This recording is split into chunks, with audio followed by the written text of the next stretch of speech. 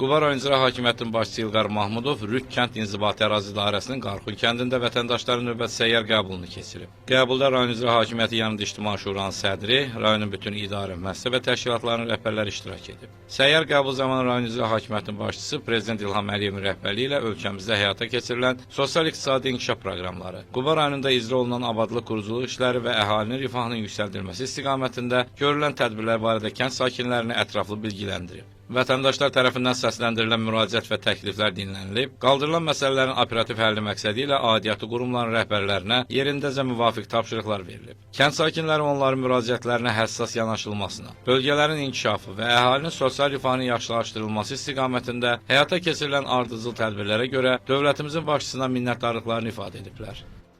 Biz burada məşhur burada bir adamda bir dərman oldu, illər olmuş. Yine çok çıkmışlardı. Ama bize yaşlılar bir da xəstəxanadan bir nəfər çoxdur.